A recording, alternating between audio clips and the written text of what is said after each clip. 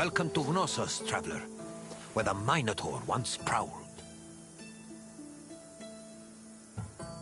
Some say, if you listen closely, you can still hear echoes of the Minotaur's ferocious bellowing.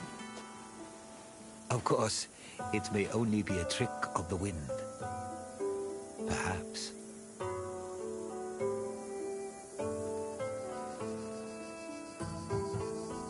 Knossos was the seat of the old Minoan civilization, where King Minos once supposedly ruled. These ruins have been the backdrop for many important events in both history and mythology. Look for me when your visit is over, and we'll discuss what you've seen.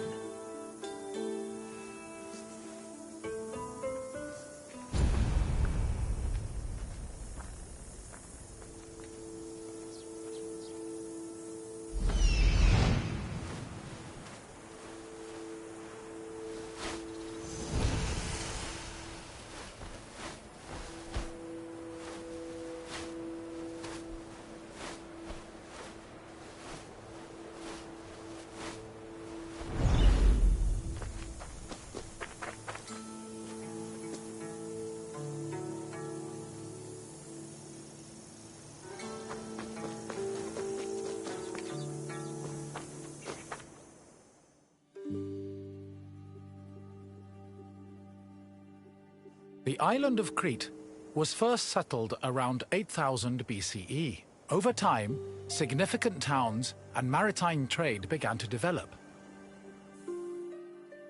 Palaces were built, destroyed, and then rebuilt, culminating in what archaeologists call the Neopalatial period, which began around 1700 BCE. This period lasted for over 300 years and is considered the golden age of Minoan civilization. The largest palace of this period was located in Knossos and featured maze-like complexes of workshops, temples, courts, throne rooms, and living areas, as well as paved roads and advanced plumbing and draining. Trade and external relations were important to the Minoans, and their networks extended across the eastern Mediterranean.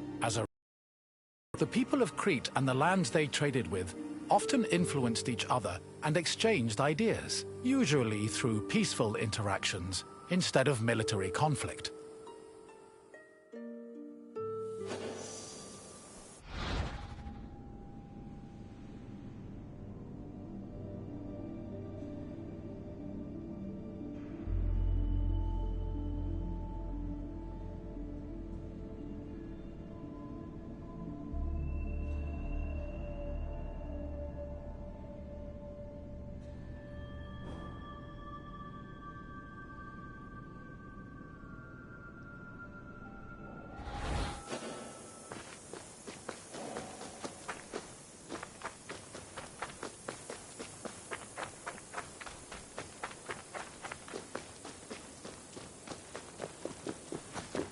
The settlement of Knossos was established as early as the 7th millennium BCE. Today, one of the site's most notable landmarks is the palace ruins, located on the Kafala Hill.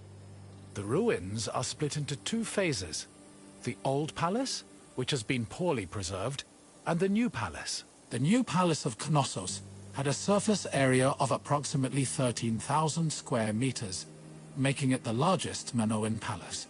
Its focal point was a central court, which was probably used for ceremonial activities. The Minoan palace centers collapsed when Crete was overrun and conquered by a Mycenaean invasion from mainland Greece. However, the date of the final destruction of Knossos' palace is still unknown.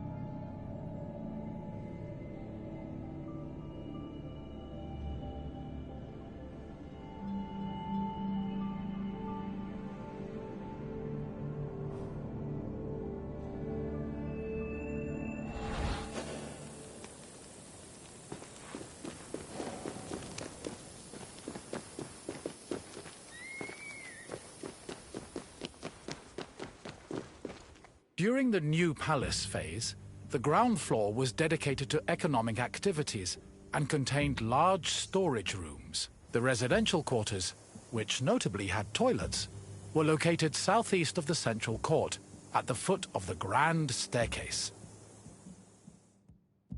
The palace was lavishly decorated with wall paintings depicting things like bull-related sports and richly dressed women. Large stone horns of consecration, which were important Minoan religious symbols, hung prominently in the west court. Other notable parts of the palace include the theatrical area, which is believed to have served as a viewing space, the tripartite shrine, which was dedicated to the worship of an important Minoan deity historians refer to as the Mother Goddess, and the Piano Nobile, a grand space located on the palace's second floor.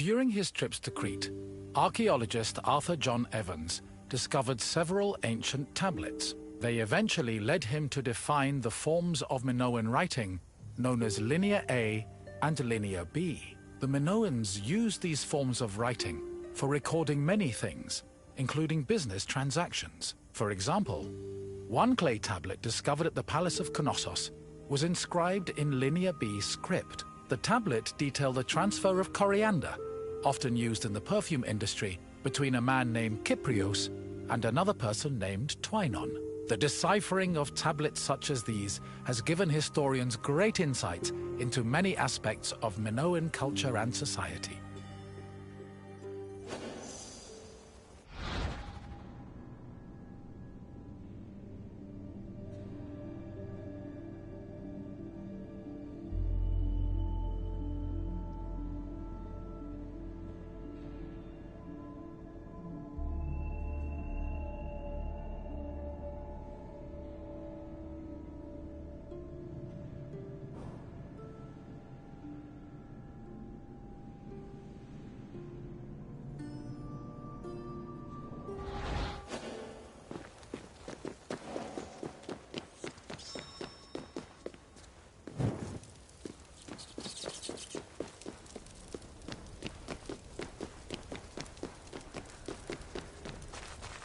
According to myth, the half-man, half-bull Minotaur was born after Queen Pasiphae slept with a bull sent by the gods as punishment upon her.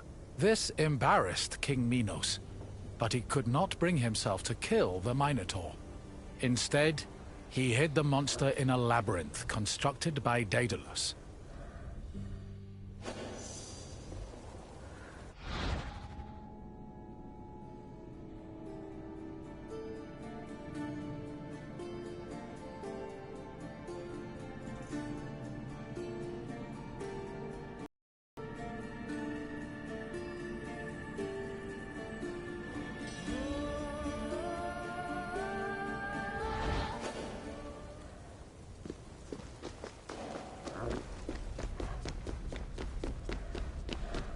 Daedalus was an important figure in Greek mythology, an ingenious inventor.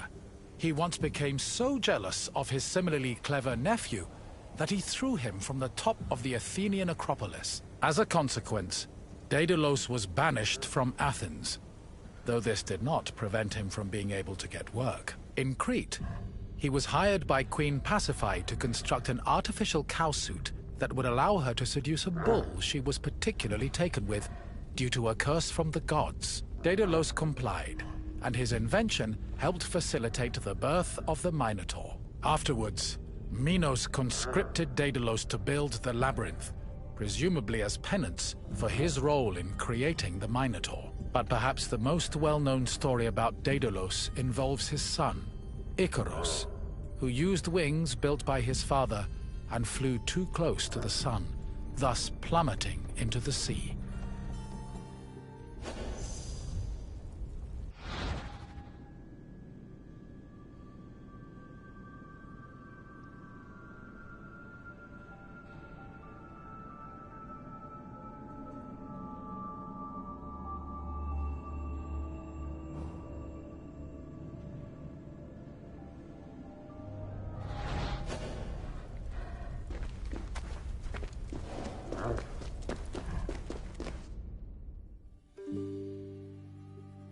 Sometime after the birth of the Minotaur, King Minos' son Androgeos was killed in Athens by the same bull that impregnated his mother. An infuriated Minos demanded that Athens send 7 of their noblest men and 7 of their most virtuous women to Knossos every year. After being carried to Crete aboard a ship with black sails, the men and women would then be cast into the labyrinth to be eaten by the Minotaur.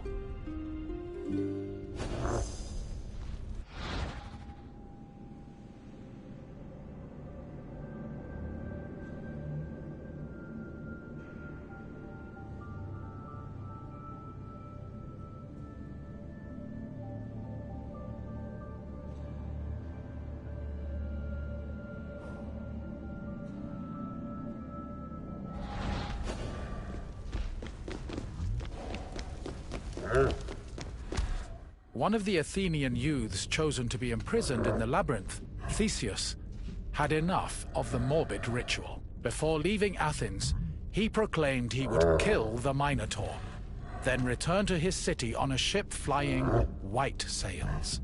Before entering the labyrinth, Theseus met King Minos' daughter, Ariadne, who fell madly in love with him. Ariadne provided Theseus with a thread he could unravel to help him find his way back out of the maze.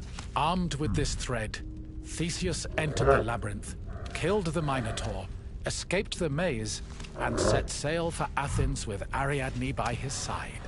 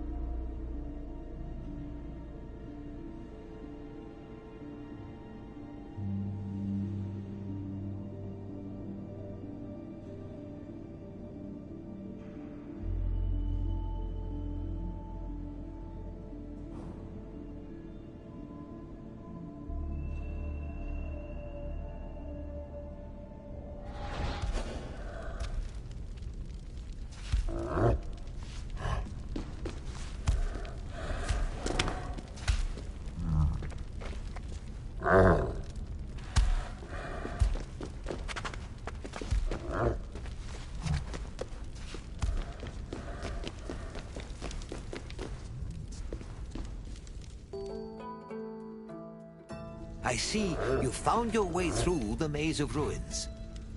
The Minoans played a large part in shaping Greek myths, but also in introducing influences from other places and cultures. Now, what else would you like to do? You want to test yourself? Very well. Let's begin with a simple question. On which island was Knossos located? Yes, Knossos was located on the island of Crete. Time for another question. Which hero killed the Minotaur? Correct. Theseus slew the Minotaur, then escaped the labyrinth thanks to some thread from Ariadne. Now for the last question.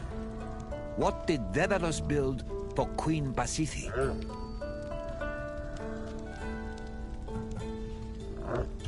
Yes, Daedalus made Pasiphae a cowsuit, so she could seduce the bull she was cursed to love. Congratulations, traveler. You are a true student of history. Farewell, traveler. I hope you enjoyed exploring the ruins.